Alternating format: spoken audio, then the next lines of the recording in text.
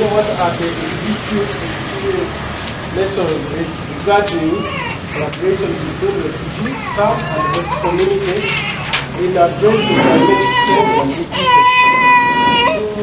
Those are the answers they came up with. Both refugees and host community have to plant trees that helps the rainfall method to support agricultural practices and climate change in an area. Capacity building on ongoing trainings between refugee and host community. Refugee-led organizations take charge of climatic initiative and involve hosts in their efforts. What are likely barriers to efforts aimed at ensuring that refugees, camps and host community work together to address the climatic change and its effects? We looked at the language barrier difference and cultural nonsense created obstacles for effective collaboration.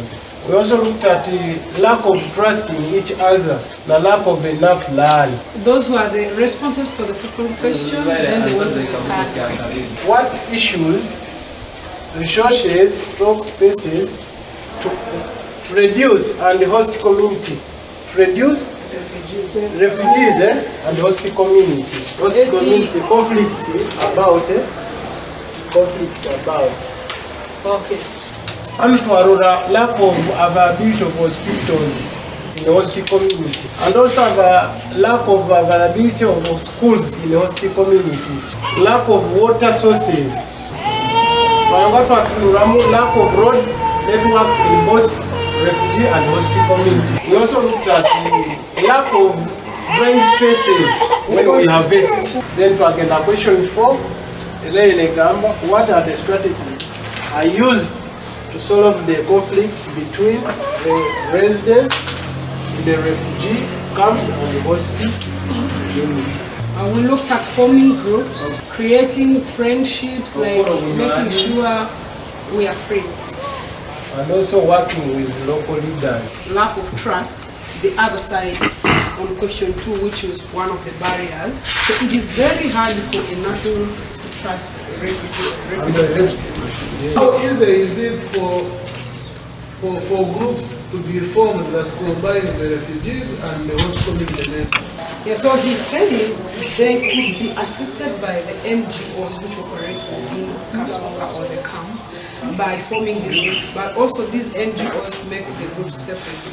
They have a group operating from the camp and a group operating from the camp. One of the biggest issues with all those is the design of the projects, how the organizations and whatever bodies now, their design of implementation.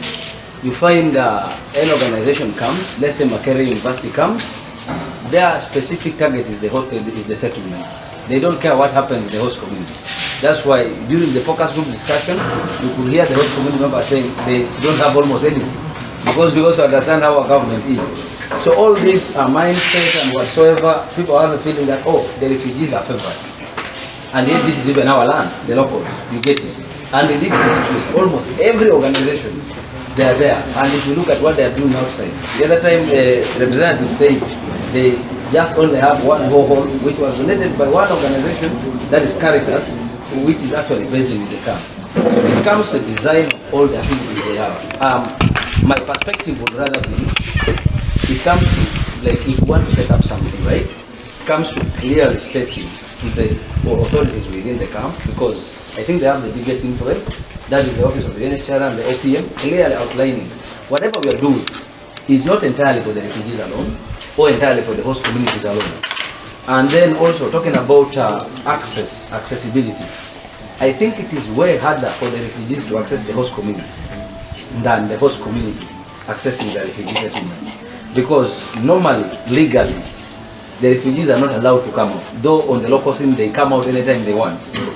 So they are not allowed to go out. They have to go with a lot of paperwork, even from the OPM or even up to the UNHCR level.